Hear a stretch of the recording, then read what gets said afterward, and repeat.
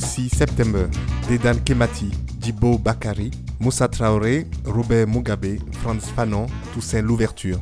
The common thing between these women and men is that they are key figures, considered rightly or wrongly as occupants of the Book of African Heroes, heroes with a capital H.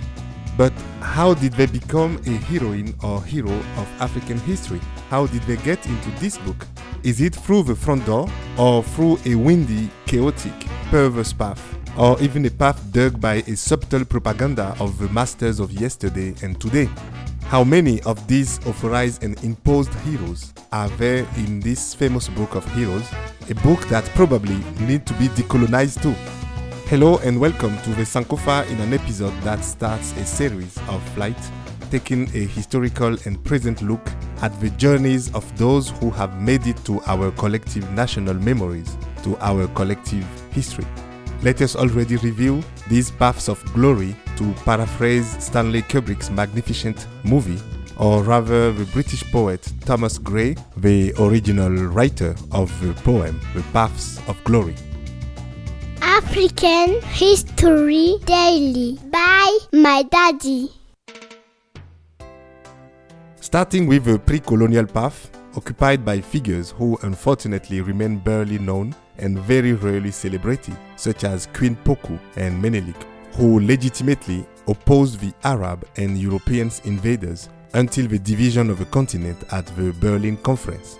Let us now walk cautiously along the religious path, a dangerous one, a path walked by those who had found in the very religion of the settler the motivation to free themselves from their domination.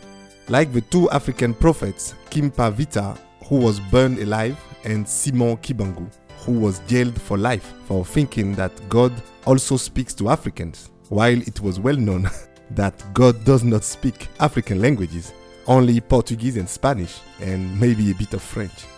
Let us mingle now with the mass of heroic figures of the chaotic path to independence of African countries. Among them, many characters were often chosen because their masters thought they could nicely continue and even sublimate the underdevelopment process in Africa. Once appointed president by the masters, they made their other comrades disappear in prison and cemeteries. Those unfortunate figures who oppose the appointed president and believe in a real and total freedom from the previous masters are unfortunately summoned today only for purposes of political manipulation. In this group of unfortunate comrades are the strategist Hawa Ismail Ali, the tireless Winnie Mandela, the unforgettable Eduardo Mondlane, the visionary Amilcar Cabral, the stunning Julius Nyerere, the discreet Albert Luthuli, the intractable Niobe, the spiritual Mamadou Dia, the Pan-Africanist Marcus Garvey, and Scout Walter Rodney. By venturing into the post-independence pathway, although initially so promising, we encounter inspiring but short lives shattered by Western interest and the treachery of fellow Africans, such as Thomas Sankara, guilty of dreaming out too loud, and like Patrice Lumumba, shot down before he could even tell us his dreams. There and others sadly forgotten even by Africans who are still too divided to count today. Speaking of division, we can see from far away this other path, that of the secessionists in Tanzania, in Senegal, and of course in Biafra, this world war of Nigerian oil, which paradoxically gave birth to a hero, a white hero nicknamed the French Doctor, also known as Bernard Kouchner, who created MSF, Doctors Without Borders, and who, by appearing on TV with sacks of corn on his back, saving Biafra children, was imposed as the humanitarian face of France, a country that was ironically fueling the war. This manipulation obscured people like Christopher Okigbo and Chinua Achebe, some of the true heroic figures of a rich but disfigured Biafra. The question now is whether these paths necessarily lead to glory and to good African history books.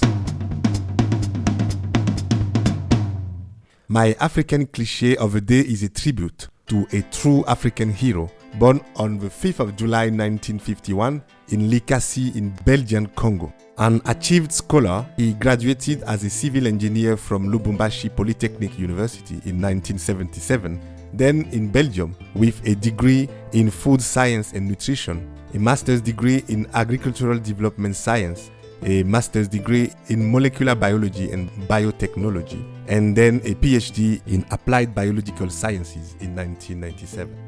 A tireless worker who hated mediocrity and was solicited by many international institutions. He provided his expertise and left his imprint in many places from the Congo to Papua New Guinea, Senegal, Denmark, Ivory Coast, South Africa, Botswana, Kenya, Seychelles, Mauritius, Rwanda, Togo, Madagascar, Belgium, and many other countries. The first prize in agriculture studies at the University of Lusaka in Zambia was named after this hero, witnessing the huge impact of his exceptional life, yet full of humility and tenderness. Exceptional not only physically, but also intellectually, humanly, and spiritually. Papi Antoine Nguz, your name is engraved forever in my book of heroes, and I'm sure in the book of many others who met you, and maybe also now in your own decolonized book of heroes. Dear listeners, it's up to you now to think about your own African heroes, and I look forward to bothering you again next Monday. Thank you and goodbye.